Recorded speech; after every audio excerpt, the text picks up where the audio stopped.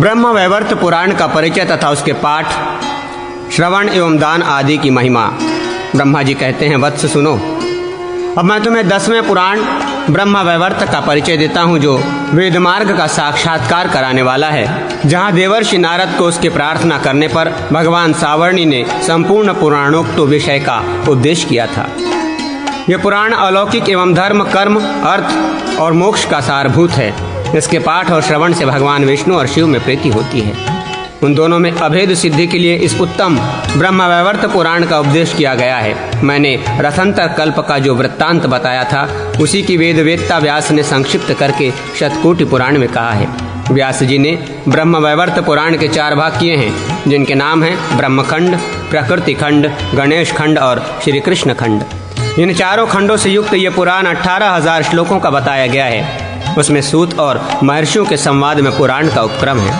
उसमें पहला प्रकरण सृष्टि वर्णन का है, फिर नारद के और मेरे महान विवाद का वर्णन है, जिसमें दोनों का पराभव हुआ था, मरीचे। फिर नारद का शिवलोक गमन और भगवान शिव से नारद मुनि को ज्ञान की प्राप्ति का कथन है।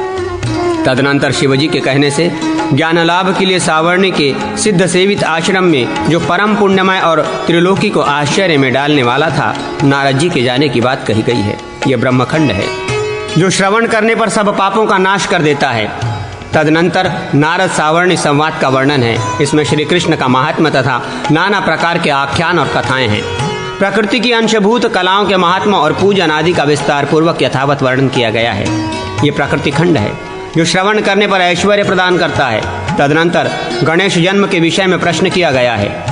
पार्वती जी के द्वारा पुण्यक नामक महाव्रत के अनुष्ठान की चर्चा है। तत्पश्चात कार्तिकेय और गणेश जी की उत्पत्ति कही गई है।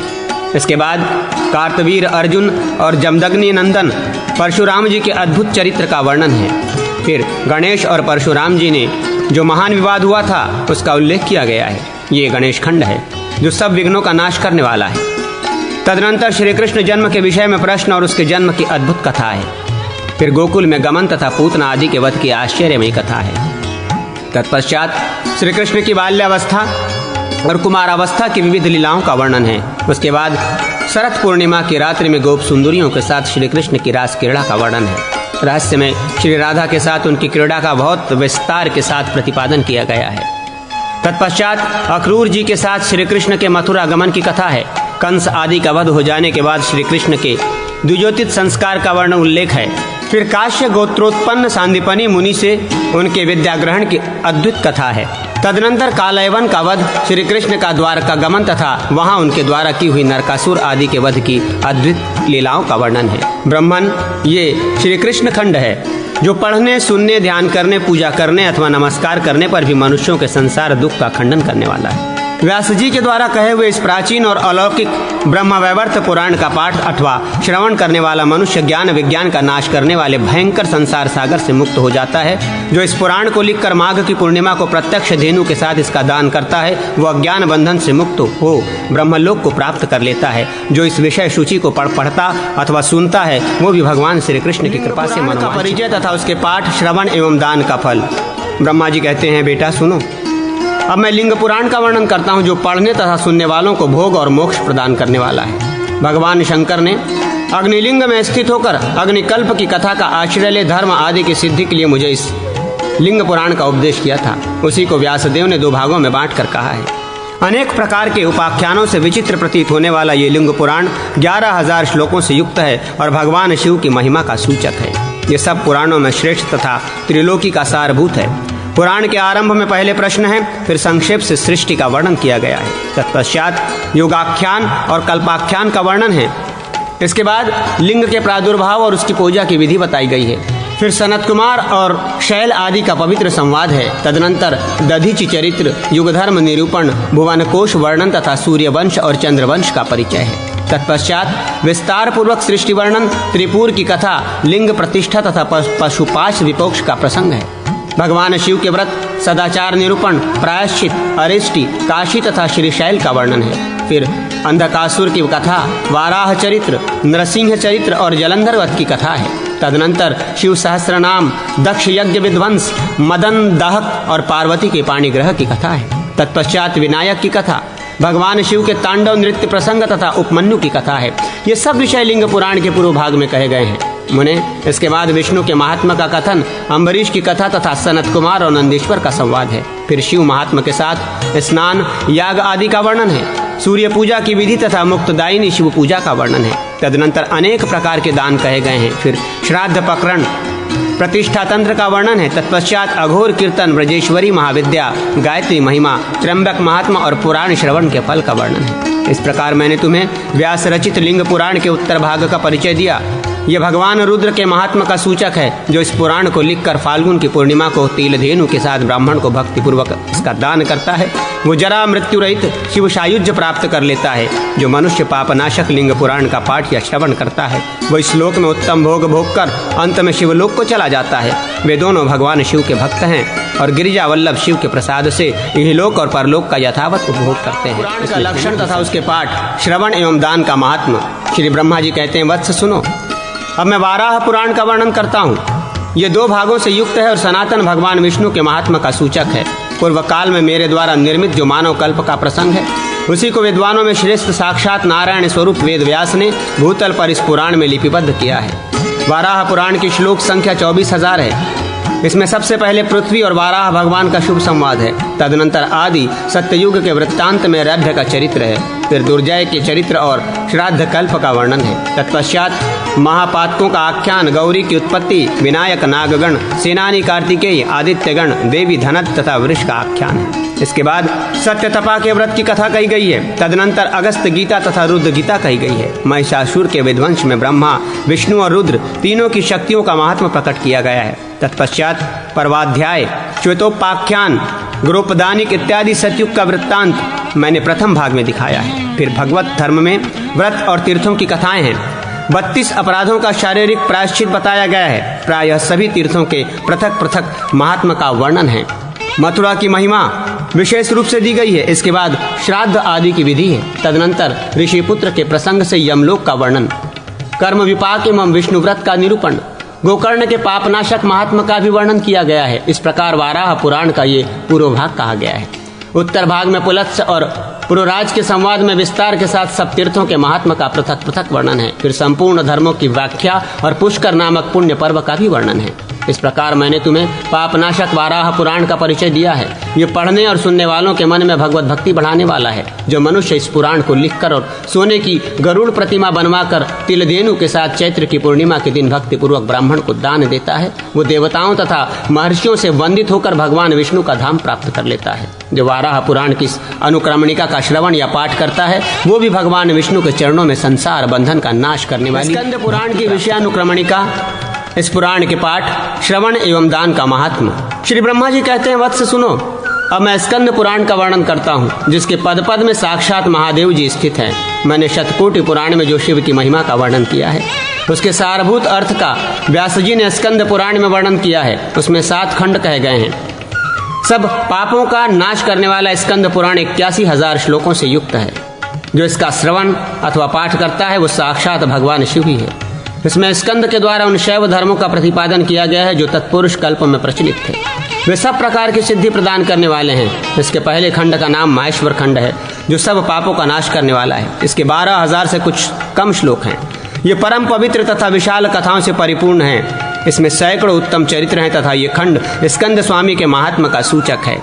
माहेश्वर खंड के भीतर केदार महात्मा में पुराण का आरंभ हुआ है। इसमें पहले दक्ष यज्ञ की कथा है। इसके बाद शिवलिंग पूजन का फल बताया गया है। इसके बाद समुद्र मंथन की कथा और देवराज इंद्र के चरित्र का वर्णन है। फिर पार्वती का उपाख्यान और उसके विवाह का प्रसंग है। तत्पश्चात कुमार स्कंद की उत्पत्ति और तारकासुर के साथ उसके युद्ध का वर्णन है। फिर पाशुपत का उपाख्यान और चंड की कथा है। फिर दूत की नियुक्ति का कथन और नारद जी के साथ समागम का वृत्तांत है।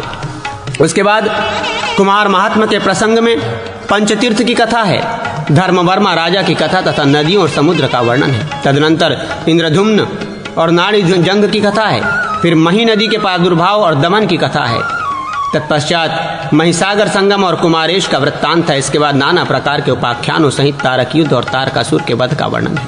फिर पंचलिंग स्थापन की कथा आई है। तदनंतर द्वीपों का पुण्यमय वर्णन, ऊपर के लोगों की स्थिति, ब्रह्मांड की स्थिति और उसका मान तथा वर्करेश की कथा है। महाकाल का प्रादुर्भाव और उसकी परम अद्भुत कथा है। फिर वासुदेव का महात्मा और कोटि तीर्थ का वर्णन है। तदनंतर गुप्त क्षेत्र में नाना तीर्थों का आख्यान कहा गया है। पांडवों की पुण्यमयी कथा और बर्बरिक की सहायता से महाविद्या के साधन का प्रसंग है। तत्पश्चात तीर्थ यात्रा की समाप्ति है। तदनंतर अरुणाचल का महात्मा तथा सनक और ब्रह्मा जी का संवाद है। गौरी की तपस्या का वर्णन तथा वहाँ के भिन्न भिन्न तीर्थों का वर्णन है। महिषासुर की कथा और उसके वध का परम अद्भुत प्रसंग कहा गया है। द्रोणाचल पर्वत पर भगवान शिव का नित्य निवास बताया गया है। इस प्रकार स्कंद पुराण में अद्भुत माहेश्वर खंड कहा गया है। दूसरा वैष्णव खंड है। अब उसके आख्यानों का मुझसे श्रवण सुनो। पहले भूमि वाराह संवाद का वर्णन है, जिसमें वेंकटाचल का पापनाशक महात्मा बताया गया है। फिर कमला की पवित्र कथा और श्रीनिवास की स्थिति का वर्णन है। तदनंतर कुम्हार की कथा तथा सुवर्णमुखरी नदी के महात्मा का वर्णन है। फिर अनेक उपाख्यानों से युक्त भरद्वाज की अद्भुत कथा है। इसके बाद मतंग और अंजन के पापनाशक संवाद का वर्णन है। फिर उत्कल प्रदेश के पुरुषोत्तम क्षेत्र का महात्मा कहा गया है। तत्पश्चात मार्कंडेय जी की कथा, राजा अम्बरीश का वृत्तांत, इंद्रधुम्न का आख्यान और विद्यापति की शुभ कथा का उल्लेख है। ब्रह्मांड इसके बाद जैमिनी और नारद का आख्यान है। फिर नीलकंठ और नरसिंह का वर्णन है। तदनंतर अश्वमेघ यज्ञ की कथा और राजा का ब्रह्मलोक में गमन कहा गया है। तत्पश्चात रथ यात्रा विधि और जप तथा स्नान की विधि कही गई है। फिर दक्षिणामूर्ति का उपाख्यान और गुंडीचा की कथा है। रथ रक्षा की विधि और भगवान के शयनोत्सव का वर्णन है। इसके बाद राजा श्वेत का उपाख्यान कहा गया है। फिर पृथु उत्सव का निरूपण है। भगवान के दोलोत्सव तथा सांवत्सरिक व्रत का वर्णन है। तदनंतर उद्दालक के नियोग से भगवान विष्णु की निष्काम पूजा का प्रतिपादन किया गया है। फिर मोक्ष साधन बताकर नाना प्रकार के योगों का निरूपण किया गया है। तत्पश्चात दशावतार की कथा और स्नान आदि का वर्णन है। इसके बाद बद्रिकाश्रम तीर्थ का पापनाशक महात्मा बताया गया है। उस प्रसंग में अग्नि आदि तीर्थों की और गरुड़ शिला की महिमा है। वहाँ भगवान के निवास का कारण बताया गया है। फिर कपाल मोचन तीर्थ, पंचधारा तीर्थ और मेरु संस्थान की कथा है। तदनंतर कार्तिक मास का महात्मा प्रारंभ होता है। उसमें मदनालस के महात्मा का वर्णन है। धूम्रकेश का उपाख्यान और कार्तिक मास में प्रत्येक दिन के कृत्य का वर्णन है। अंत में भीष्म पंचक व्रत का प्रतिपादन किया गया है, जो भोग और मोक्ष देने वाला है। तत्पश्चात मार्ग शीर्ष के महात्मा में स्नान की विधि बताई गई है। फिर पुंडरादि कीर्तन और माला धारण का पुण्य कहा गया है।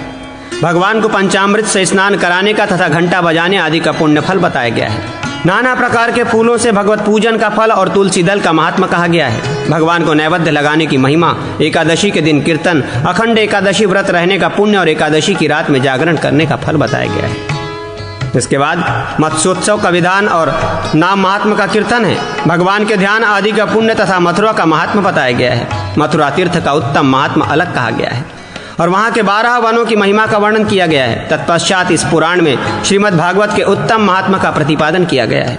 इस प्रसंग में वज्रनाभ और शांडिल्य के संवाद का उल्लेख किया गया है, जो व्रज की आंतरिक लीलाओं का प्रकाशक है। तदनंतर माघ मास में स्नान, दान और जप करने का महात्मा बताया गया है, जो नाना प्रकार के आख्यानों से युक्त है। माघ महात्मा का 10 अध्यायों में प्रतिपादन किया गया है। तत्पश्चात वैशाख महात्मा में शय्यादान आदि का फल कहा गया है। फिर जलदान की विधि, कामोपाख्यान, सुखदेव चरित, व्याध की अद्भुत कथा, अक्षय तृतीया आदि के पुण्य का विशेष रूप से वर्णन है। इसके बाद अयोध्या महात्मा प्रारंभ करके उसमें चक्र तीर्थ, ब्रह्म तीर्थ, ऋणमोचन तीर्थ, पापमोचन तीर्थ, सहस्रधारा तीर्थ, स्वर्ग द्वार तीर्थ, चंद्रहरिति तीर्थ, धर्महरिति तीर्थ, स्वर्ण वृष्टि तीर्थ की कथा और तिलोदा सरयू संगम का वर्णन है। तदनंतर सीता कुंड, गुप्तहरि तीर्थ, सरयू घाघरा संगम, गुरु प्रचार तीर्थ, शिरोदाकार तीर्थ और बृहस्पति कुंड आदि 5 तीर्थों की महिमा का प्रतिपादन किया गया है। तत्पश्चात घोषार्क आदि 13 तीर्थों का वर्णन है। फिर गयाकूप के सर्व पापनाशक महात्मा का कथन है। तदनंतर मांडव्याश्रम आदि, अजित आदि, मानस आदि तीर्थों का वर्णन किया गया है। इस प्रकार ये दूसरा वैष्णव खंड कहा गया है। मरीचे, इसके बाद परम पुण्यदायक ब्रह्मखंड का वर्णन सुनो, जिसमें पहले सेतु महात्मा प्रारंभ करके वहाँ के स्नान दर्शन का फल बताया गया है। फिर गालव की तपस्या तथा राक्षस की कथा है। तत्पश्चात देवी पत्तन में चक्र तीर्थ आदि की महिमा, वेताल तीर्थ का महात्मा और पापनाश आदि का वर्णन है। मंगल आदि तीर्थों का महात्मा, ब्रह्मकुंड आदि का वर्णन, हनुमत कुंड की महिमा और अगस्त तीर्थ के फल का कथन है। राम तीर्थ आदि का वर्णन, लक्ष्मी तीर्थ का निरूपण, शंख आदि तीर्थों की महिमा तथा साध्यामृत आदि तीर्थों के प्रभाव का वर्णन है। इसके बाद धनुषकोटि आदि का महात्मा, शिरकुंड आदि की महिमा तथा गायत्री आदि तीर्थों के महात्मा का वर्णन है।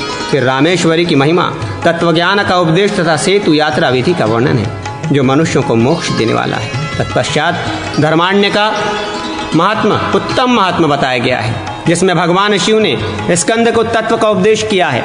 फिर धर्मारण्य का प्रादुर्भाव, उसके पुण्य का वर्णन, कर्म सिद्धि का उपाख्यान तथा ऋषि वंश का निरूपण है। तदनंतर वहाँ अप्सरा संबंधी मुख्य तीर्थों का महात्मा कहा गया है। इसके बाद वर्णाश्रम धर्म के तत्व का निरूपण किया गया है। तदनंतर देवस्थान विभाग और बकुलादित्य की शुभ कथा का वर्णन है। वहाँ छत्रानंदा, शांता, श्रीमाता, मतंगिनी और पुण्यदा ये 5 देवियाँ सदा स्थित बताई गई। इसके बाद वहाँ इंद्रेश्वर आदि की महिमा तथा द्वारका आदि का निरूपण है। लोहासुर की कथा, गंगाकूप का वर्णन, श्री रामचंद्र जी का चरित्र तथा सत्य मंदिर का वर्णन है। फिर जीर्णोद्वार की महिमा का कथन, आसनदान, जाति भेद वर्णन तथा स्मृति धर्म का निरूपण है। तत्पश्चात अनेक उपाख्यानों से युक्त वैष्णव धर्मों का वर्णन है। तदनंतर पुण्यमय चातुर्यमास्य का महात्म प्रारंभ करके उसमें पालन करने योग्य सब धर्मों का निरूपण किया गया है। फिर दान की प्रशंसा, व्रत की महिमा, तपस्या और पूजा का महात्म तथा सद्रुप का कथन है। तदनंतर प्रकृतियों के भेद का वर्णन, शालग्राम के तत्व का निरूपण, तारकासुर के वध का उपाय, गरुड़ पूजन की महिमा, विष्णु का शाप, वृक्षभाव की प्राप्ति, पार्वती का अनुनय, भगवान शिव का तांडव नृत्य, राम नाम की महिमा का निरूपण, शिवलिंग पतन की कथा, पैजवन शूद्र की कथा, पार्वती जी का जन्म और चरित्र, तारकासुर का अद्भुत वध, प्रणव के ऐश्वर्य का कथन, तारकासुर के चरित्र का पुनर्वर्णन, दक्ष यज्ञ की समाप्ति, द्वादशाक्षर मंत्र का निरूपण, ज्ञान योग का वर्णन, द्वादश सूर्यों की महिमा तथा चातुर्मास्य महात्मा के श्रवण आदि के पुण्य का वर्णन किया गया है, जो मनुष्यों के लिए कल्याणदायक है। तदनंतर ब्राह्मोत्तर भाग में भगवान शिव की अद्भुत महिमा, पंचाक्षर मंत्र के महात्मा तथा गोकर्ण की महिमा का वर्णन है। तत्पश्चात शिवरात्रि की महिमा, प्रदोष व्रत का वर्णन तथा सोमवार व्रत की महिमा एवं सीमंतनी कथा है। फिर भद्रायु की उत्पत्ति का वर्णन, सदाचार निरूपण, शिव कवच का उपदेश, भद्रायु के विवाह का वर्णन, भद्रायु की महिमा, भस्म महात्मा वर्णन, शबर का उपाख्यान, उमा महेश्वर व्रत की महिमा, रुद्राक्ष का महात्मा, रुद्राध्याय पुण्य तथा ब्रह्मखंड के श्रवण आदि के पुण्यमय महिमा का वर्णन है। इस प्रकार ये ब्रह्मखंड बताया गया। उसके बाद चौथा परम उत्पन्न काशी खंड है। उसमें विंध्य पर्वत और नारद जी के संवाद का वर्णन है। फिर सत्यलोक का प्रभाव, अगस्त के आश्रम में देवताओं का आगमन, पतिव्रता चरित्र तथा तीर्थ यात्रा की प्रशंसा है। तदनंतर सप्तपुरी का वर्णन, संयमनी का निरूपण, शिव शर्मा को सूर्य, इंद्र और अग्नि के लोक की प्राप्ति का उल्लेख है। अग्नि का प्रादुर्भाव, नैऋत्य तथा वरुण की उत्पत्ति, गंधवती, अलकापुरी और ईशानपुरी के उद्भव का वर्णन, चंद्र, सूर्य, बुध, मंगल तथा बृहस्पति के लोक, ब्रह्मलोक, विष्णुलोक, ध्रुवलोक और तपोलोक का वर्णन है। तत्पश्चात ध्रुवलोक की पुण्यमयी कथा, सत्यलोक का निरीक्षण, स्कंद अगस्त संवाद, मणिकर्णिका की उत्पत्ति, गंगा जी का प्राकट्य, गंगा सहस्र नाम, काशीपुरी की प्रशंसा, भैरव का आविर्भाव, दंडपाणी तथा ज्ञानवापी का उद्भव, कलावती की कथा, सदाचार निरूपण, ब्रह्मचारी का आख्यान, स्त्री के लक्षण, कर्तव्य का निर्देश, अविमुक्तेश्वर का वर्णन, गृहस्थ योगी के धर्म, काल ज्ञान, दिवोदास की पुण्यमयी कथा, काशी का वर्णन, भूतल पर माया गणपति का प्रादुर्भाव, विष्णु माया का प्रपंच, दिवोदास का मोक्ष, पंच नदी तीर्थ की उत्पत्ति, बिंदु माधव का प्राकट्य, तदनंतर काशी का वैष्णव तीर्थ कहलाना, फिर शूलधारी शंकर का काशी में आगमन, जैगिशव्य के साथ संवाद, महेश्वर का ज्येष्ठेश्वर नाम होना, क्षेत्राख्यान, कदुकेश्वर और व्याघ्रेश्वर का प्रादुर्भाव, शैलेश्वर, रत्नेश्वर तथा कृतिवाश्वेश्वर का प्राकट्य, देवताओं का अधिष्ठान, दुर्गासुर का पराक्रम, दुर्गा जी की विजय, ओमकारेश्वर का वर्णन, पुनः ओमकार का महात्मा, त्रिलोचन का प्रादुर्भाव, केदारेश्वर का आख्यान, धर्मेश्वर की कथा, विष्णुभुजा का प्राकट्य, वीरेश्वर का व्याख्यान, गंगा महात्म कीर्तन, विश्वकर्मेश्वर की कथा, दक्षोज्योद्धव का, सतीश और अमृतेश आदि का महात्मा, पराशर नंदर व्यास जी की भुजाओं का स्तंभन, क्षेत्र के तीर्थों का समुदाय, मुक्ति मंडप की कथा, विश्वनाथ जी का वैभव, तदनंतर काशी की यात्रा और परिक्रमा का वर्णन, ये काशी खंड के विषय हैं। तदनंतर पांचवें अवंती खंड का वर्णन सुनो। इसमें महाकालवन का आख्यान, ब्रह्मा जी के मस्तक का छेदन, प्रायश्चित विधि, अग्नि की उत्पत्ति, देवताओं का आगमन, देव दीक्षा, नाना प्रकार के पातकों का नाश करने वाला शिव स्रोत, कपाल मोचन की कथा, महाकालवन की स्थिति, कलकलेश्वर का सर्वपापनाशक तीर्थ, अप्सरा कुंड, पुण्यदायक रुद्र सरोवर, कुटुंबकेश, विद्याधरेश्वर, मर्कटेश्वर तीर्थ का वर्णन है। तत्पश्चात सर्गोदार, चतुह सिंधतुर तीर्थ, शंकर वापिका, शंकरादित्य पापनाशक, गंधवती तीर्थ, दशवामेघ तीर्थ, अनंश तीर्थ, हरिसिद्धि प्रद तीर्थ, पिशाजादि यात्रा, हनुमदीश्वर, कवचेश्वर, महाकालेश्वर यात्रा, वाल्मीकेश्वर तीर्थ, शुक्रवेश्वर, नक्षत्रेश्वर तीर्थ का उपाख्यान, कुशस्थली की परिक्रमा, अक्रूर तीर्थ, एकपादीर्थ, चंद्रार्क वैभव तीर्थ, करभेश तीर्थ, लंकेश आदि तीर्थ, मार्कंडेश्वर तीर्थ, यज्ञवापी तीर्थ, सोमेश्वर तीर्थ, नरकानंतक तीर्थ, केदारेश्वर, रामेश्वर, सौभागेश्वर तथा नरादित्य तीर्थ, केशवादित्य, शक्तिभेदीर्थ, स्वर्णसारमुखीर्थ, ओमकारेश्वर आदि तीर्थ, अंधकासुर के द्वारा स्तुति कीर्तन, कालवन में शिवलिंगों की संख्या तथा स्वर्ण श्रृंगरेश्वर तीर्थ का वर्णन है। फिर कुशस्थली, अवंती एवं उज्जैनीपुरी के पद्मावती, कुमुदवती, अमरावती, विशाला तथा प्रतिकल्प इन नामों का उल्लेख है।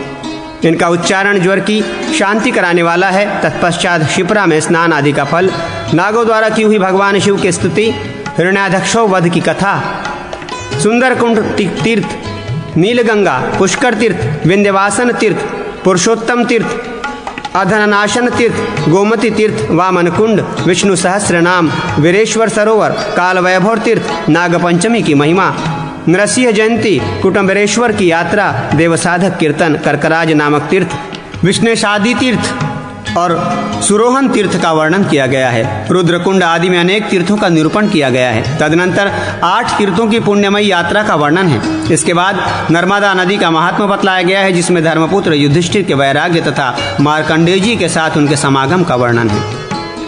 तदनंतर पहले के प्रलयकालीन अनुभव का वर्णन, अमृत कीर्तन, कल्प कल्प में नर्मदा के पृथक पृथक नामों का वर्णन, नर्मदा जी का आर्ष सूत्रक, कालरात्रि की कथा, महादेव जी की स्तुति, पृथक कल्प की अद्भुत कथा, विशल्या की कथा, जलेश्वर की कथा, गौरी व्रत का वर्णन, त्रिपुर दाह की कथा, देहपात विधि, कावेरी संगम, दारू तीर्थ, ब्रह्मावर्त, ईश्वर कथा, अग्नितीर्थ, सूर्य तीर्थ, मेघादाधि तीर्थ, दारूदि तीर्थ, देवतीर्थ, नर्मदेश तीर्थ, कपिला तीर्थ, करंजकी तीर्थ, कुंडलेश तीर्थ, पिप्पलाद तीर्थ, विमलेश्वर तीर्थ, शूलभेदन तीर्थ, शचिहरण कथा, अभरक का वध, शूल भेदवादर तीर्थ, पृथक पृथक दान धर्म, दीर्घपात की कथा, ऋष्य श्रृंग का उपाख्यान, चित्रसेन की पुण्यमयी कथा, काशीराज का मोक्ष, देवशिला की कथा, शबरी तीर्थ, पवित्र व्याधोपाख्यान, पुष्करणी तीर्थ, अर्क तीर्थ, आदिशिवेर तीर्थ, शक्र तीर्थ, करोटिक तीर्थ, कुमारेश्वर तीर्थ, अगस्तेश्वर तीर्थ, आनंदेश्वर तीर्थ, मार्त तीर्थ, लोकेश्वर, धनेश्वर, मंगलेश्वर तथा कामज तीर्थ, नागेश्वर तीर्थ, गोपार तीर्थ, गौतमी तीर्थ, शंखचूड़ तीर्थ, नारदेश्वर तीर्थ, नंदिकेश्वर तीर्थ, वर्णेश्वर तीर्थ, दधि स्कंददा तीर्थ, हनुमदेश्वर तीर्थ, रामेश्वर आदि तीर्थ, सोमेश्वर, पिंगलेश्वर, ऋणमोक्षेश्वर, कपिलेश्वर, पुतिकेश्वर, जलेशय, चरडाक, यमतीर्थ, कोलाडीश्वर, नंदिकेश्वर, नारायणेश्वर, कुटीश्वर, व्यासतीर्थ, प्रभासतीर्थ, नागेश्वरी तीर्थ, संकर्षण तीर्थ, प्रश्रयेश्वर तीर्थ, पुण्यमय, एरंडी संगमती तीर्थ, सुवर्णशील तीर्थ, करंजी तीर्थ, कामर तीर्थ, भाडीर्थ तीर्थ, रोहिणी भवतीर्थ, चक्र तीर्थ, धौतपापीर्थ, आंगिरस तीर्थ, कोटिरस तीर्थ, अनन्नति तीर्थ, अंगारथी तीर्थ, त्रिलोचन तीर्थ, इंद्रेश तीर्थ, कंबुकेश तीर्थ, सोमेश तीर्थ, कोहलेश तीर्थ, नर्मदा तीर्थ, अकीर्तीर्थ, आग्नेय तीर्थ, उत्तम भार्गवतेश्वर तीर्थ, ब्रह्म तीर्थ, देवतीर्थ, मार्गरेश तीर्थ, आदिवाराहेश्वर, रामेश्वर तीर्थ, सिद्धेश्वर तीर्थ, अल्ल्या तीर्थ, कंकटेश्वर तीर्थ, शक्र तीर्थ, सोमती तीर्थ, नादेश तीर्थ, कोयेश तीर्थ, रुक्मणी संभवर्ती तीर्थ, योजनेश तीर्थ, वराहदेशीर तीर्थ, द्वादशी तीर्थ, शिव तीर्थ, सिद्धेश्वरी तीर्थ, मंगलेश्वर तीर्थ, लिंग वाराहव तीर्थ, कुंडेश तीर्थ, श्वेत वाराह तीर्थ, भार्गवेश तीर्थ, रथीश्वर तीर्थ, शुक्ल आदि तीर्थ, हुंकार स्वामी तीर्थ, संगमेश्वर तीर्थ, नहुरेश्वर तीर्थ, मोक्षण तीर्थ, पंचगोपदी तीर्थ, नागशावकर तीर्थ, सिद्धेश तीर्थ, मार्कंडेश तीर्थ, अक्रूरथी तीर्थ, कामोदी तीर्थ, शूलारोपति तीर्थ, माडव्यव तीर्थ, गोपेश्वर तीर्थ, कपिलेश्वर तीर्थ, पिंगलेश्वर तीर्थ, भूतेश्वर तीर्थ, गंगा तीर्थ, गोमती तीर्थ, अश्वमेघ तीर्थ, भृदुकच्छ तीर्थ, पापनाशक केदारेश तीर्थ, कलकलेश या कनखलेश तीर्थ, जालेश तीर्थ, शालगाम तीर्थ, वराह तीर्थ, चंद्रप्रभास तीर्थ, आदित्य तीर्थ, श्रीपद तीर्थ, हंस तीर्थ, मूल स्थान तीर्थ, शुलेश्वर तीर्थ, उग्रती तीर्थ, चित्रदैव कति तीर्थ, शिखीश्वर तीर्थ, कोटीश्वर तीर्थ, दश कन्यती तीर्थ, सुवर्ण तीर्थ, ऋणमोचन तीर्थ, भारभूति तीर्थ, पंखमुखी तीर्थ, आमलेश तीर्थ, कपालेश तीर्थ, श्रृंगरण्य तीर्थ, कोटिति तीर्थ, लोटलेशिति तीर्थ आदि का वर्णन है।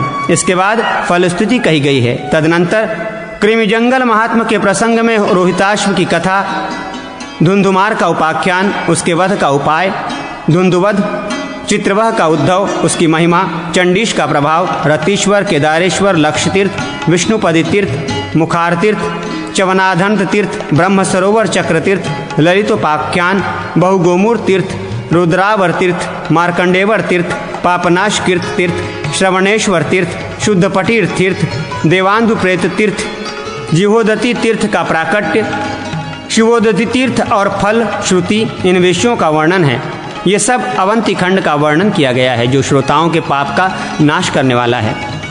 इसके अनंतर नागर खंड का परिचय दिया जाता है। इसमें लिंगोत्पत्ति का वर्णन, हरिश्चंद्र की शुभ कथा, विश्वामित्र का महात्म, त्रिशंकु का स्वर्गलोक में गमन, हाटकेश्वर महात्मा के प्रसंग में वत्रासुर का वध, नागबिल, शंखतीर्थ, अचलेश्वर का वर्णन, चमत्कारपुर की चमत्कारपूर्ण कथा, गैशीर्ष तीर्थ, बालशतीर्थ तीर्थ, बालमंड तीर्थ, मृगतीर्थ, विष्णुपाद गोकर्ण, युगरूप, समाश्रय तथा सिद्धेश्वर तीर्थ, नाग सरोवर, सप्तऋषि तीर्थ, अगस्त तीर्थ, भ्रूणगर्त, नलेश तीर्थ, भीष्म तीर्थ, वैंगुरमर्तीर्थ, शर्मिष्ठा तीर्थ, सोमनाथ तीर्थ, दुर्गा तीर्थ, आनरकतेश्वर तीर्थ, जमदग्नि वध की कथा, परशुराम द्वारा क्षत्रियों के संहार का कथानक, रामहृद, नागपुर तीर्थ, षडलिंग तीर्थ, यज्ञभूतीर्थ, मुंडरादा तीर्थ, त्रिकारक तीर्थ, सती परिणय तीर्थ, रुद्रशीर तीर्थ, योगेश तीर्थ, बालखिल्लर तीर्थ, गरुड़ तीर्थ, लक्ष्मी जी का शाप, सप्तविंशति तीर्थ, सोमप्रासाद तीर्थ, अम्बावृद्ध तीर्थ, अग्नि तीर्थ, ब्रह्मकुंड, गोमुखी तीर्थ, लोहयत्तिष्ठ तीर्थ, अजापालेश्वरी देवी, शैनेश्वरी तीर्थ, राजव्यापी, रामेश्वर, लक्ष्मणेश्वर, कुशेश्वर, लववेश्वर लिंग, सर्वतोत्तम 68 तीर्थों के नाम, दमयंती पुत्र त्रिजात की कथा, रेवती अम्बा की स्थापना, भक्तिका तीर्थ का आविर्भाव, क्षेमंकरी देवी, केदार क्षेत्र का प्रादुर्भाव, शुक्ल तीर्थ, मुकार तीर्थ, सत्य संधेश्वर का आख्यान, कर्णोत्पला की कथा, अटेश्वर तीर्थ, याज्ञवल्लक तीर्थ, गौरी गणेश तीर्थ, वास्तुपदी तीर्थ का आख्यान, अजाग्रहा देवी की कथा, सौभाग्यान्धति तीर्थ, शुलेश्वर लिंग, धर्मराज की कथा, मिष्टान्न देवेश्वर का आख्यान, 3 गणपति का आविर्भाव, जावाली चरित, मकरेश की कथा, कालेश्वरी और अंधक का आख्यान, अप्सरस कुंड,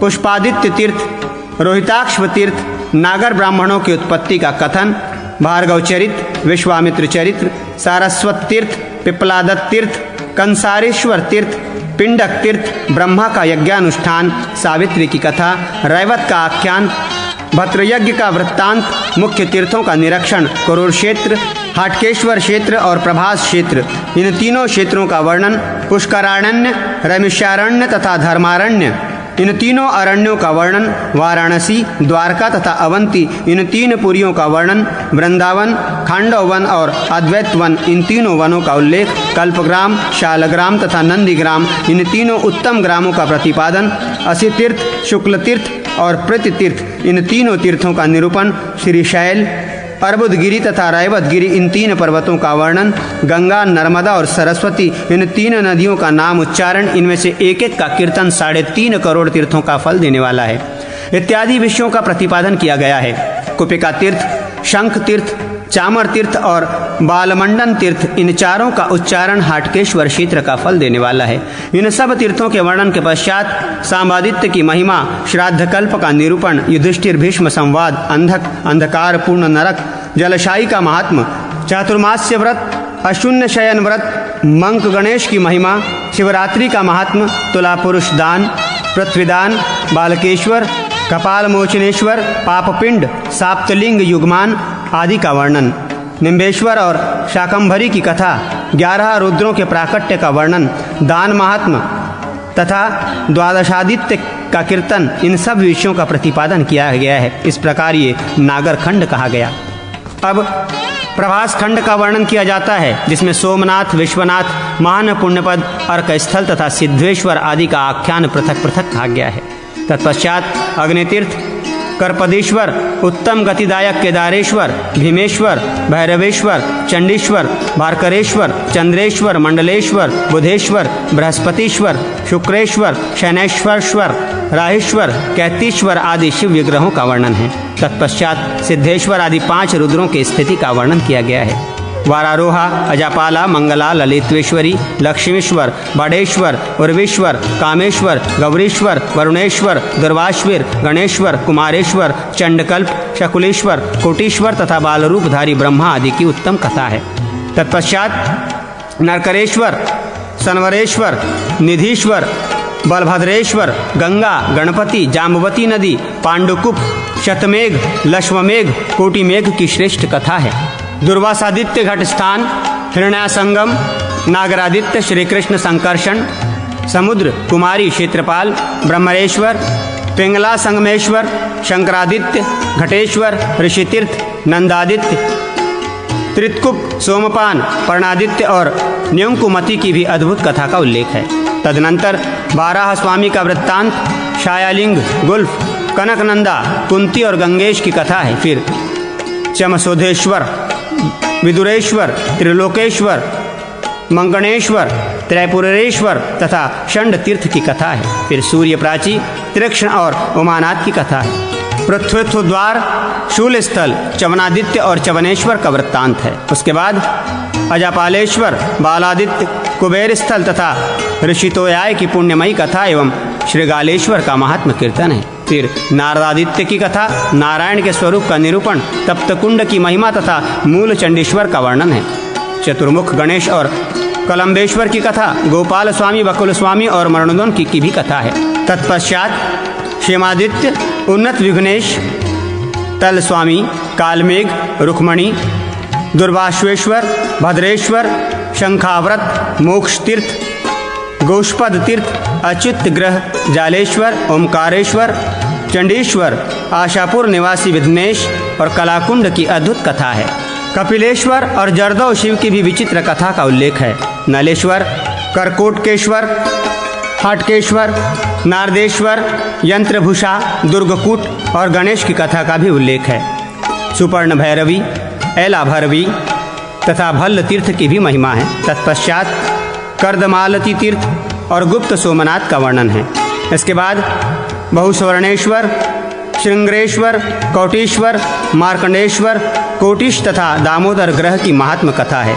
तदनंतर स्वर्णरेखा, ब्रह्मकुंड, कुंतेश्वर, भीमेश्वर, मृगकुंड तथा सर्वस्व ये वस्त्रापथ क्षेत्र में कहे गए हैं। तत्पश्चात दुर्गा भल्लेश, गंगेश, रवतेश, अर्बुदेश्वर, अचलेश्वर, नागतीर्थ, वशिष्ठाश्रम, भद्रकर्ण, त्रिनेत्र, केदार, तीर्थागमन, कोटीश्वर, रूपतीर्थ और ऋषिकेश ये अद्भुत महात्म कथाएं हैं।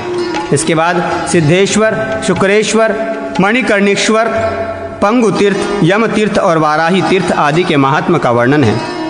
फिर चंद्रप्रभास, पिंडदोक, श्रीमाता, शुक्ल तीर्थ, कात्यायनी देवी, पिंडारक तीर्थ, कनखलती तीर्थ, चक्र तीर्थ, मानुष तीर्थ, कपिलाग्नि तीर्थ तथा रक्तानुबंध आदि महात्म कथा का उल्लेख है। तदनंतर गणेश तीर्थ, पार्थेश्वर तीर्थ और उज्ज्वल तीर्थ की यात्रा में चंडे स्थान, नागोद्वव, शिवकुंड, महेश तीर्थ तथा कामेश्वर का महात्म वर्णन और मार्कंडेय जी की उत्पत्ति कथा है। फिर उद्दालकेश और सिद्धेश के समीपवर्ती तीर्थों की पृथक पृथक कथाएं हैं। इसके बाद श्रीदेव माता की उत्पत्ति, व्यास और गोमत तीर्थ की कथा, कुलसंतार तीर्थ का महात्म तथा राम तीर्थ एवं कोटि तीर्थ की महिमा है। चंद्रद्वैव तीर्थ, ईशान तीर्थ और ब्रह्म स्थान की उत्पत्ति का अद्भुत महात्म तथा त्रिपुष्कर, रुद्रहल्द और गुहेश्वर की शुभ कथा है। तत्पश्चात अभिमुक्ति की महिमा, उमा महेश्वर का महात्मा, महाौजव का प्रभाव और जम्बूतीर्थ का महत्व कहा गया है। गंगाधर और मिश्रक की कथा एवं फलस्तुति का भी वर्णन है। तदनंतर द्वारका महात्मा के प्रसंग में चंद्र शर्मा की कथा है। जागरण और पूजन आदि का आख्यान, एकादशी व्रत की महिमा, महाद्वादशी का आख्यान, प्रहलाद और ऋषियों का समागम, दुर्वासा का उपाख्यान, यात्रा की प्रारंभिक विधि, गोमती की उत्पत्ति कथा, उसमें स्नान आदि का फल, चक्रतीर्थ का महात्म, गोमती सागर संगम, सनकादि कुंड का आख्यान, नगतीर्थ की कथा, गोप्रचार की पुण्यमयी कथा, गोपियों का द्वारका में आगमन, गोपी सरोवर का आख्यान, ब्रह्मतीर्थ आदि का कीर्तन, 5 नदियों के आगमन की कथा, अनेक प्रकार के उपाख्यान, शिवलिंग, गदातीर्थ और श्री कृष्ण पूजन आदि का वर्णन है।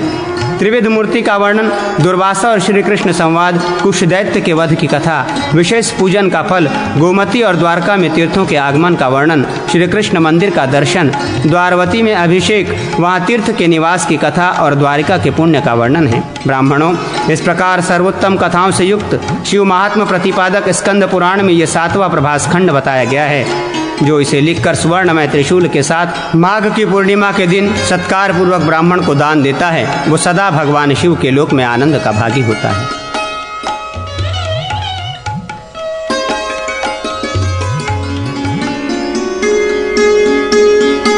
वामन पुराण की विषय सूची और उस पुराण के श्रवण, पठन एवं दान का महात्मा। ब्रह्मा जी कहते हैं, वत्स सुनो, अब मैं त्रिविक्रम चरित्र से युक्त वामन पुराण का वर्णन करता हूँ। इसकी श्लोक संख्या 10,000 है। इसमें क्रूर कल्प के वृत्तांत का वर्णन है और त्रिवर्ण की कथा है। ये पुराण 2 भागों से युक्त है और वक्ता श्रोता दोनों के लिए शुभकारक है। इसमें पहले पुराण के विषय में प्रश्न है, फिर ब्रह्मा जी के शिरच्छेद की कथा, कपालमोचन का आख्यान और दक्ष यज्ञ विध्वंस का वर्णन है।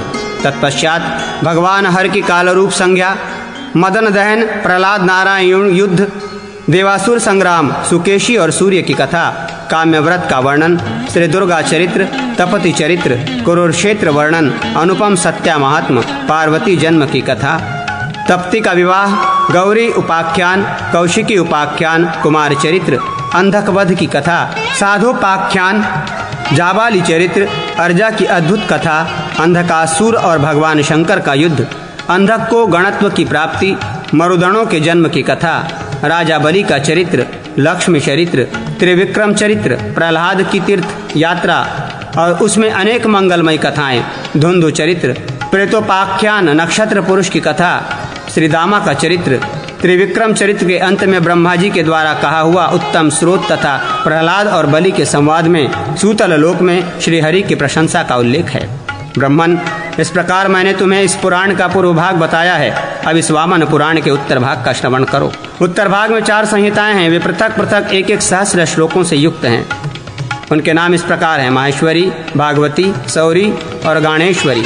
माहेश्वरी संहिता में श्री कृष्ण तथा उसके भक्तों का वर्णन है। भागवती संहिता में जगदम्बा के अवतार की अद्भुत कथा दी गई है। सौरी संहिता में भगवान सूर्य की पाप नाशक महिमा का वर्णन है। गणेश्वरी संहिता में भगवान शिव तथा गणेश जी के चरित्र का वर्णन किया गया है। ये वामन नाम का अत्यंत विचित्र पुराण महर्षि पुलत्स्य ने महात्मा नारद जी से कहा है, फिर नारद से महात्मा व्यास को प्राप्त हुआ है और व्यास जी से उनके शिष्य रोमहर्षण को मिला है। रोमहर्षण जी नैमिषारण्य निवासी शौनकादि ब्रह्मर्षियों से ये पुराण कहेंगे। इस प्रकार ये मंगलमय वामन पुराण परंपरा से प्राप्त हुआ है। जो इसका पाठ और श्रवण करते हैं वे भी परम गति को प्राप्त होते हैं। जो इस पुराण को लिखकर शरतकाल के विषुव योग में वेदवेत्ता ब्राह्मण को धृतधेनु के साथ इसका दान करता है, वो अपने पितरों को नरक से निकालकर स्वर्ग में पहुंचा देता है और स्वयं भी अनेक प्रकार के भोगों का उपभोग करके देह त्याग के पश्चात वो भगवान विष्णु के परम पद पुराण की संक्षिप्त विषय सूची और उसके पाठ, श्रवण तथा दान का महात्मा। ब्रह्मा जी कहते हैं, वत्स मरीचे, अब तुम कूर्म पुराण का परिचय सुनो। इसमें लक्ष्मी कल्प का वृत्तांत है। इस पुराण में कूर्म रूपधारी दयामय श्रीहरि ने इंद्रधुम्न के प्रसंग से महर्षियों को धर्म, अर्थ, काम और मोक्ष का पृथक पृथक महात्मा सुनाया है। ये शुभ पुराण 4 संहिताओं में विभक्त है। इसकी श्लोक संख्या 17,000 है। मुने, इसमें अनेक प्रकार की कथाओं के प्रसंग से मनुष्यों को सद्गति प्रदान करने वाले नाना प्रकार के ब्राह्मण धर्म बताए गए हैं। इसके पूर्व भाग में पहले पुराण का उपक्रम है, तत्पश्चात लक्ष्मी और इंद्रधुम्न का संवाद, कूर्म और महर्षियों की वार्ता, वर्णाश्रम संबंधी आचार का कथन, जगत की उत्पत्ति का वर्णन, संक्षेप से काल संख्या का निरूपण, प्रलय के अंत में भगवान का स्तवन, संक्षेप से सृष्टि का वर्णन, शंकर जी का चरित्र, पार्वती सहस्त्र नाम, योग निरूपण, भृगुवंश वर्णन, स्वयंभू मनु तथा देवता आदि की उत्पत्ति, दक्ष यज्ञ का विध्वंस, दक्ष सृष्टि कथन, कश्यप के वंश का वर्णन, अत्रिवंश का परिचय, श्री कृष्ण का शुभ चरित्र, मार्कंडेय श्री कृष्ण संवाद, व्यास पांडव संवाद, युग धर्म का वर्णन, व्यास जैमिनी की कथा, काशी एवं प्रयाग का महात्म, तीनों लोकों का वर्णन और वैदिक शाखा का निरूपण है। इस पुराण के उत्तर भाग में पहले ईश्वरीय गीता, फिर व्यास गीता है जो नाना प्रकार के धर्मों का उपदेश देने वाली है।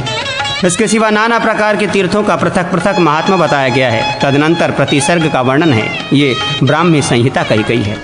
इसके बाद भागवती संहिता के विषय का निरूपण है, जिसमें वर्णों की पृथक पृथक वृत्ति बताई गई है। इसके प्रथम पाद में ब्राह्मणों की सदाचार रूप स्थिति बताई गई है, जो भोग और सुख बढ़ाने वाली है। द्वितीय पाद में क्षत्रियों की वृत्ति का भलीभांति निरूपण किया गया है, जिसका आश्रय लेकर मनुष्य अपने पापों का यही नाश करके स्वर्गलोक में चला जाता है। तृतीय पाद में वैश्यों की 4 प्रकार की वृत्ति कही गई है, जिसमें सम्यक आचरण से उत्तम गति की प्राप्ति होती है। उसी प्रकार उसमें चतुर्थ पाद में शूद्रों की वृत्ति कही गई है, जिसमें मनुष्यों के कल्याणकारी वृद्धि करने वाले भगवान लक्ष्मीपति संतुष्ट होते हैं। तदनंतर भागवती संहिता के 5वें पाद में संकर जातियों की वृत्ति कही गई है, जिसके आचरण से वो भविष्य में उत्तम गति को पा लेता है। मुने, इस प्रकार द्वितीय संहिता 5 पादों से युक्त कही गई है। इस उत्तर भाग में तीसरी संहिता गौरी संहिता कहलाती है, जो मनुष्यों का कार्य सिद्ध करने वाली है। वो सकाम भाव वाले मनुष्यों को 6 प्रकार से षष्ठ कर्म सिद्ध का बोध कराती है। चौथी वैष्णवी संहिता जो मोक्ष देने वाली कही गई है। ये 4 पदों वाली संहिता द्विजातियों के लिए ब्रह्म स्वरूप है। वे क्रमशः 6, 4, 2 और 5000 श्लोकों की बताई गई है। ये कूर्म पुराण धर्म, अर्थ, काम और मोक्ष रूप फल देने वाला है, जो पढ़ने और सुनने वाले मनुष्यों को सर्वोत्तम गति प्रदान करता है। जो मनुष्य इस पुराण को लिखकर अयनारंभ के दिन सोने की कच्छप मूर्ति के साथ ब्राह्मण को भक्ति पूर्वक इसका दान करता है, वो परम पुराण की विषय सूची तथा इस पुराण के पाठ, श्रवण और दान का महात्मा। ब्रह्मा जी कहते हैं, द्विश्रेष्ठ, अब मैं तुम्हें मत्स्य पुराण का परिचय देता हूँ, जिसमें वेदवेत्ता व्यास जी ने इस भूतल पर 7 कल्पों के वृत्तांत को संक्षिप्त करके कहा है। नरसिंह वर्णन आरंभ करके 14000 श्लोकों का मत्स्य पुराण कहा गया है। मनु और मत्स्य का संवाद, ब्रह्मांड का वर्णन, ब्रह्मा, देवता और असुरों की उत्पत्ति, मरुद्वर्ण का प्रादुर्भाव, मदन द्वादशी, लोकपाल पूजा, मनवंतर वर्णन, राजा पृथु के राज्य का वर्णन, सूर्य और व्यवस्था मनु की उत्पत्ति, बुध संगमन, पितृवंश का वर्णन, श्राद्ध काल, पितृतीर्थ प्रचार, सोम की उत्पत्ति, सोमवंश का कथन, राजा ययाति का चरित्र, कार्तवीर्य अर्जुन का चरित्र, सृष्टिवंश वर्णन, भृगुशाप, भगवान विष्णु का पृथ्वी पर 10 बार जन्म अवतार, पुरवंश का कीर्तन, हुताशन वंश का वर्णन, पहले क्रियायोग फिर पुराण कीर्तन, नक्षत्र व्रत, पुरुष व्रत, मार्कंड शयन व्रत, श्री कृष्णाष्टमी व्रत, रोहिणी चंद्र नामक व्रत, तड़ाग विधि की महिमा, वृक्षोत्सर्ग, सौभाग्य शयन व्रत, अगस्त व्रत, अनंत तृतीया व्रत, रस कल्याणिनी व्रत, आनंद करी व्रत, सारस्वत व्रत, उपरागाभिषेक, ग्रह स्नान विधि, सप्तमी शयन व्रत, भीम द्वादशी, अनंग शयन व्रत, अशून्य शयन व्रत, अंगारक व्रत, सप्तमी सप्तक व्रत, विशोक द्वादशी व्रत, 10 प्रकार का मेरु प्रदान, ग्रह शांति, ग्रह स्वरूप कथा, शिव चतुर्दशी, सर्वफल त्याग, रविवार व्रत, संक्रांति स्नान, विभूति द्वादशी व्रत, षष्ठी व्रत महात्म, स्नान विधि का वर्णन, प्रयाग का महात्म, द्वीप और लोकों का वर्णन, अंतरिक्ष में गमन, ध्रुव की महिमा, देवेश्वरों के भवन, त्रिपुर का प्रकाशन, श्रेष्ठ पितरों की महिमा, मनवंतर निर्णय, 4 युगों की उत्पत्ति, युग धर्म निरूपण, वज्रांग की उत्पत्ति, तारकासुर की उत्पत्ति, तारकासुर का महात्म, ब्रह्मदेवानुकीर्तन, पार्वती का प्राकट्य, शिवतपोहन, मदन देहदाह, रतिशोक, गौरी तपोवन, शिव का गौरी को प्रसन्न करना, पार्वती तथा ऋषियों का संवाद, पार्वती विवाह मंगल, कुमार कार्तिकेय का जन्म, कुमार की विजय, तारकासुर का भयंकर वध, नरसिंह भगवान की कथा, ब्रह्मा जी की सृष्टि, अंधकासुर का वध, वाराणसी महात्म, नर्मदा महात्म, प्रवर गणना, पितृगाथा का कीर्तन, उभयमुखी गौ का दान, काले मृगचर्म का दान, सावित्री की कथा, राजधर्म का वर्णन, नाना प्रकार के उत्पातों का कथन, ग्रहणांत, यात्रा निमित्तिक वर्णन, स्वप्रमंडल कीर्तन, ब्राह्मण और वाराह का महात्म, समुद्र मंथन, कालकूट की शांति, देवासुर संग्राम, वास्तु विद्या, प्रतिमा लक्षण, देव मंदिर निर्माण, प्रासाद लक्षण, मंडप लक्षण, भविष्य राजाओं का वर्णन, महादान वर्णन तथा कल्प कीर्तन, इन सब विषयों का इस पुराण में वर्णन किया गया है। जो पवित्र, कल्याणकारी तथा आयु और कीर्ति बढ़ाने वाले इस पुराण का पाठ अथवा श्रवण करता है वो भगवान विष्णु के धाम में जाता है। जो इस पुराण को लिखकर स्वर्ण में मत्स्य और गौ के साथ विश्व योग में ब्राह्मण को सत्कार पूर्वक दान देता है वो परम पद को प्राप्त। गरुड़ पुराण की विषय सूची और पुराण के पाठ, श्रवण और दान की महिमा। ब्रह्मा जी कहते हैं, मरीचे सुनो, अब मैं मंगलमय गरुड़ पुराण का वर्णन करता हूँ। गरुड़ के पूछने पर गरुड़ासन भगवान विष्णु ने उन्हें तारक्ष कल्प की कथा से युक्त 19,000 श्लोकों का गरुड़ पुराण सुनाया था। इसमें पहले पुराण को आरंभ करने के लिए प्रश्न किया गया है, फिर संक्षेप से सृष्टि का वर्णन है, तत्पश्चात सूर्य आदि के पूजन की विधि, दीक्षा विधि, श्राद्ध पूजा, नवयुग पूजा की विधि, वैष्णव पंजर योगाध्याय, विष्णु सहस्र नाम कीर्तन, विष्णु ध्यान, सूर्य पूजा, मृत्युंजय पूजा, माला मंत्र, शिवार्चा, गोपाल पूजा, त्रैलोक्य मोहन, श्रीधर पूजा, विष्णु अर्चा, पंचतत्वार्चा, चक्रार्चा, देव पूजा, न्यास आदि संध्योपासन, दुर्गाचन, सुरार्चन, महेश्वर पूजा, पवित्र रोपण पूजन, मूर्ति ध्यान, वास्तुमान, प्रासाद लक्षण, सर्वदेव प्रतिष्ठा, पृथक पूजा विधि, अष्टांग योग, दान धर्म, प्रायश्चित विधि, दीपेश्वरों और नरकों का वर्णन, सूर्य व्यू, ज्योतिष, सामुद्रिक शास्त्र, स्वर ज्ञान, नूतन रत्न परीक्षा, तीर्थ महात्म, गया का उत्तम महात्म, पृथक पृथक विभाग पूर्वक मनवंतर वर्णन, पितरों का उपाख्यान, वर्ण धर्म, द्रव्य शुद्धि, समर्पण, श्राद्ध कर्म, विनायक पूजा, गृह यज्ञ, आश्रम, जनना शौच, प्रेत शुद्धि, नीति शास्त्र, व्रत कथा, सूर्यवंश, सोमवंश, श्रीहरि की अवतार कथा, रामायण, हरिवंश, भारताख्यान, आयुर्वेद निदान, चिकित्सा, द्रव्य गुण निरूपण, रोगनाशक, विष्णु कवच, गरुड़ कवच, त्रैपूर मंत्र, प्रश्न चूड़ामणि, अश्वायुर्वेद कीर्तन, औषधियों के नाम का कीर्तन, व्याकरण का उहापोह, छंद शास्त्र, सदाचार, स्नान विधि, तर्पण, बलिवैश्वदेव, संध्या, पावर्ण कर्म, नित्य श्राद्ध, सपिंडन, धर्मसार, प्रापों का प्रायश्चित, प्रतिसंक्रम, युग धर्म, कर्मफल, योग शास्त्र, विष्णु भक्ति, श्रीहरि को नमस्कार करने का फल, विष्णु महिमा, नरसिंह स्रोत, ज्ञानामृत, गुहा कष्टक स्रोत, विष्णु वर्चन स्रोत, वेदांत और सांख्य का सिद्धांत, ब्रह्म ज्ञान, आत्मानंद, गीतासार तथा फल वर्णन, ये विषय कहे गए हैं। ये गरुड़ पुराण का पूर्वखंड बताया गया है। इसी के उत्तरखंड में सबसे पहले प्रेत कल्प का वर्णन है। मरीचे, इसमें गरुड़ के पूछने पर भगवान विष्णु ने पहले धर्म के महत्व को प्रकट किया है जो योगियों की उत्तम गति का कारण है। फिर दान आदि का फल और और्ध्वदैहिक का कर्म बताया गया है। तत्पश्चात यमलोक के मार्ग का वर्णन किया गया है। इसी प्रसंग में षोडश श्राद्ध के फल को सूचित करने वाले वृत्तांत का वर्णन है।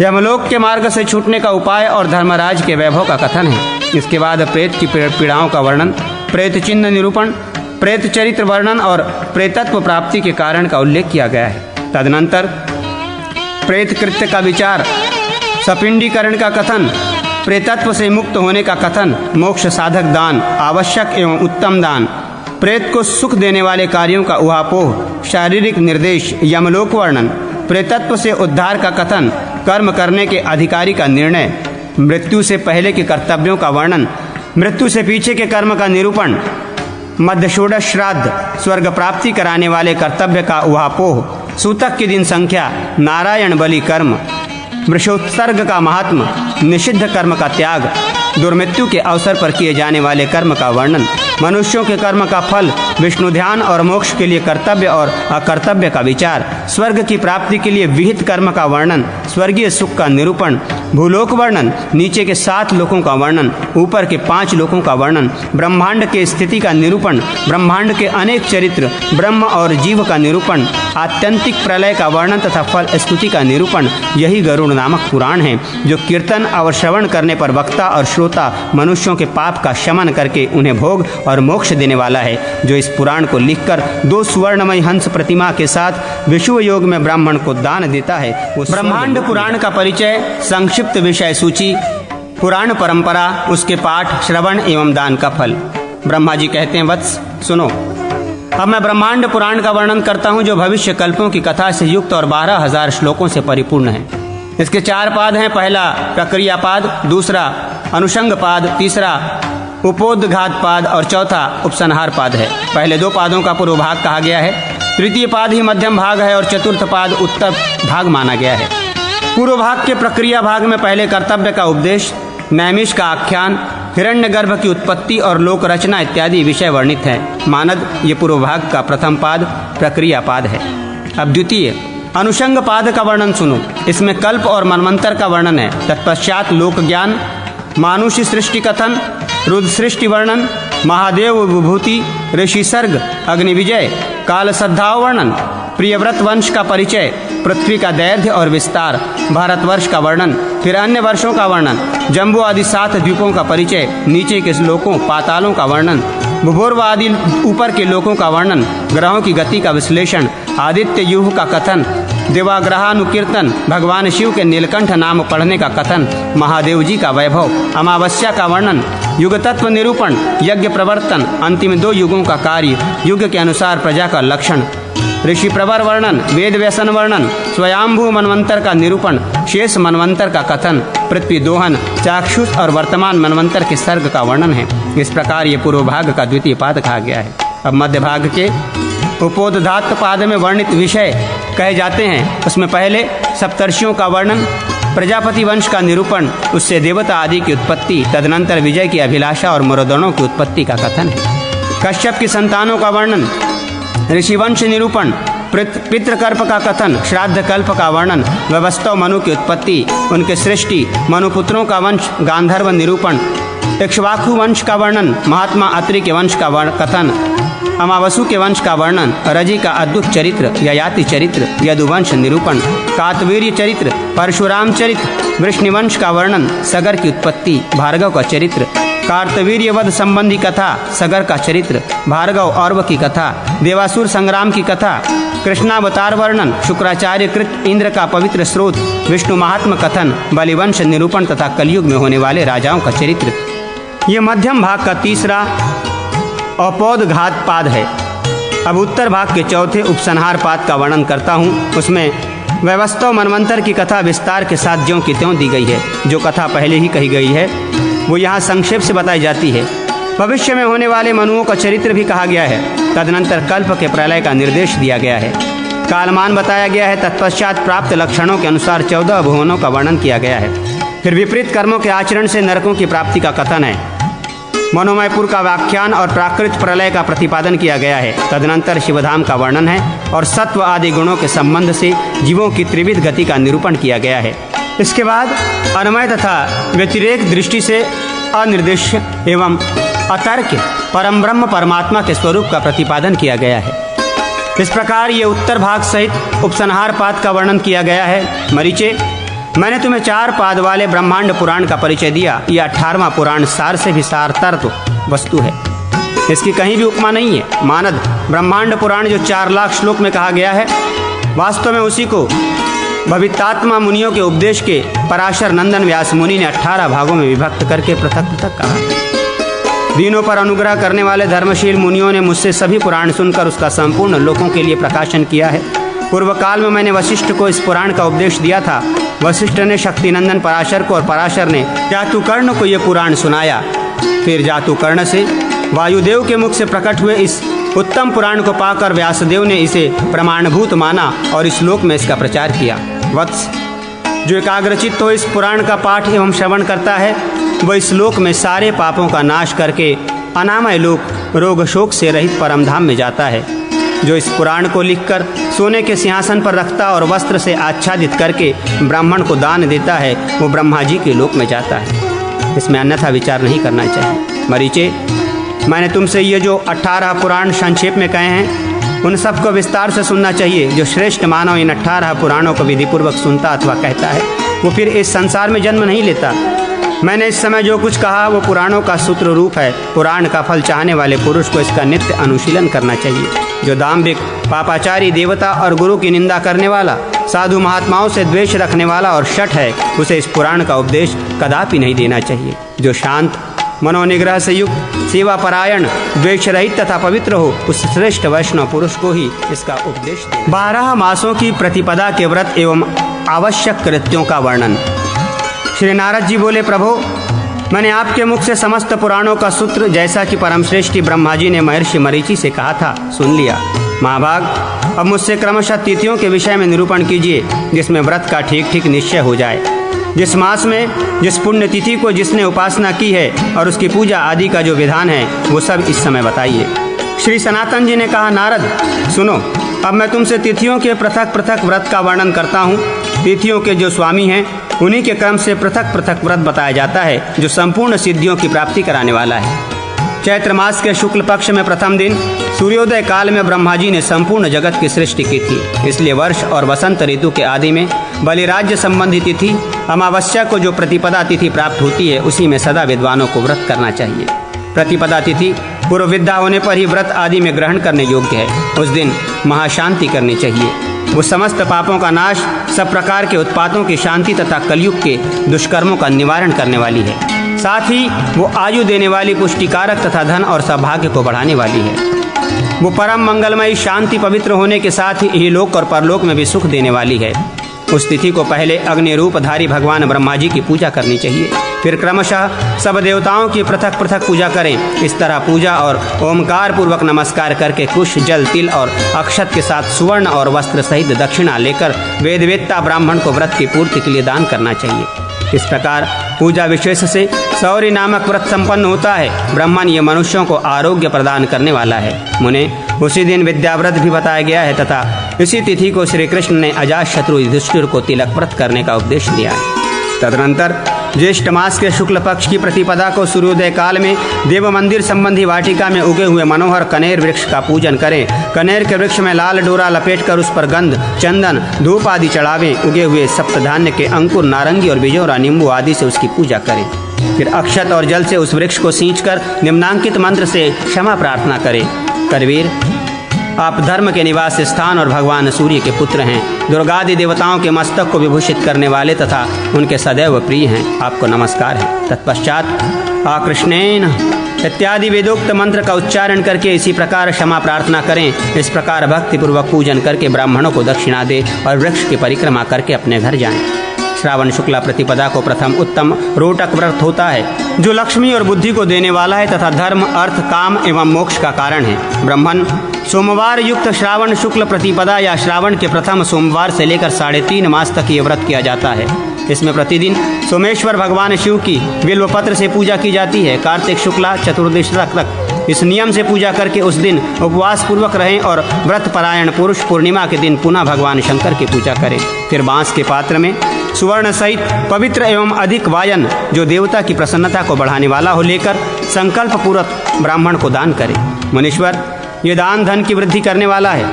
भाद्रपद के शुक्ल पक्ष की प्रतिपदा को कोई महत्तम व्रत और कोई मौन व्रत बतलाते हैं। इसमें भगवान शिव की पूजा की जाती है।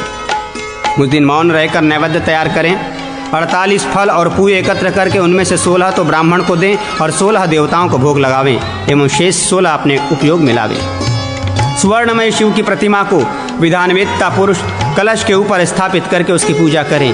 फिर वो सब कुछ एक धेनु के सहित आचार्य को दान कर दे। ब्राह्मण देवदेव महादेव के इस व्रत का 14 वर्षों तक पालन करके नाना प्रकार के भोग भोगने के पश्चात देवावसान होने पर शिवलोक में जाता है।